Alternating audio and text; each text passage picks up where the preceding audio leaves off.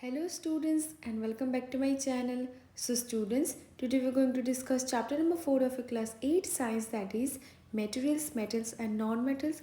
This chapter is very important. So let's see question number 1. Which of the following can be beaten into thin sheets?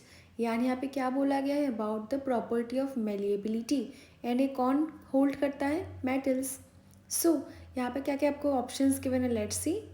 Zinc, phosphorus, sulphur and oxygen. So यहाँ पे जैसे आपको दिख रहा होगा phosphorus, sulphur, oxygen, ये सब क्या है, दे आर नॉन मेटल्स. ठीक है, तो यहाँ पे आपको बचा कौन सा है, जिंक. नाउ यहाँ पे आंसर आप क्या लिखोगे, as zinc is a metal and metal has property of malleability, यानी they can be converted into sheet by beating. The rest of them are non metals. So next is a question number 2. Which of the following statements is correct? First, all metals are ductile. Second, all non-metals are ductile.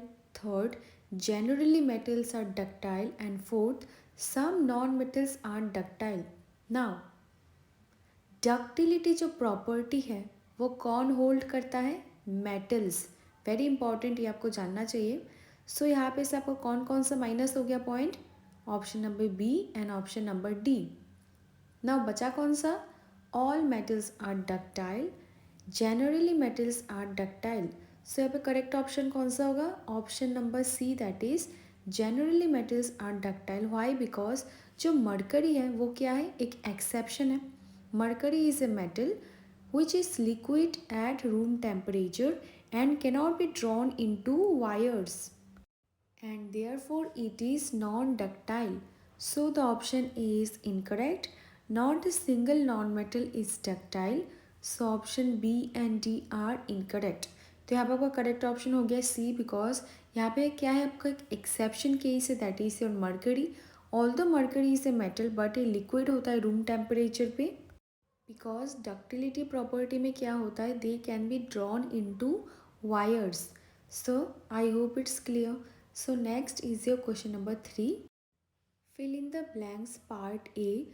Phosphorus is very dash non metal. तो non metal का example आपको यहाँ पे given है phosphorus. ना phosphorus का क्या nature होता है, phosphorus is very reactive non metal. तो फर्स्ट पे आप लिखोगे reactive. Metals are dash conductors of heat and dash. तो यहाँ पे मेटल का आपको एक प्रॉपर्टी बोलना है. सो मेटल का आप क्या लिखोगे, metals are good conductors of heat and electricity. C, iron is dash reactive than copper. तो वी नो दैट कंपैरिजन जब किया जाता है, that iron is more reactive than copper. Last, metals react with acids to produce dash gas. The correct answer will be hydrogen gas. So next is a question number 4. Mark T if the statement is true and F if the statement is false. First statement, generally non-metals react with acids. So आपको first statement में देखो क्या बोला है, जो generally हो क्या होता है, जो नॉन मेटल्स है, कोई भी एग्जांपल ले लो नॉन मेटल्स का, they react with acid. Now the given statement is false, because तो जनरली क्या होता है, मेटल्स रिएक्ट विथ एसिड, जैसे हमने जस्ट अभी देखा, and they release hydrogen gas. Part B, sodium is a very reactive metal. The given statement is true because sodium के साथ साथ अगर आपको बाकी एग्जाम्पल्स भी दे देता, like potassium, calcium, they are very reactive metals. Part C, copper displaces zinc from zinc sulphate solution. देखो यहाँ पे क्या बोला, जो कॉपर है वो क्या डिस्प्लेस किसको कर दे रहा है, जिंक को, जिंक सल्फेट सोल्यूशन से. The given statement is false because जो रिएक्टिविटी है जिंक का is higher than copper, and that is why copper cannot displace zinc from zinc sulfate solution. Last one, coal can be drawn into wires. यहाँ पे क्या बोला है, कोल को हम लोग वायर्स पे कन्वर्ट कर सकते. The given statement is false because coal क्या है, coal is a non metal and हमें पता है कि metal only hold this property. So next is a question number 5. Some properties are listed in the following table. Distinguish between metals and non-metals on the basis of these properties. यहाँ पे आपको properties क्या क्या given है, देखो metals and non metals का appearance, hardness, malleability, ductility, heat conduction and conduction of electricity.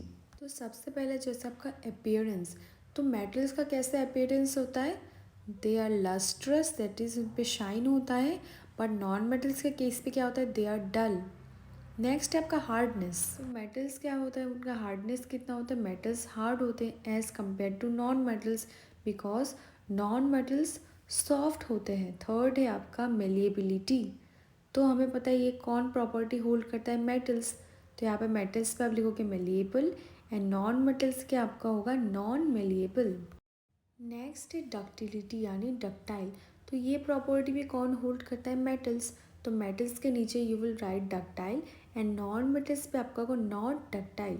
Next है heat conduction यानी कंडक्टर ऑफ हीट, तो ये भी कौन प्रॉपर्टी होल्ड करता है, मेटल्स, तो मेटल्स के नीचे you will write good conductor of heat and non metals पे होता है ये बैड कंडक्टर यानी इंसुलेटर की तरह ये वर्क करता है।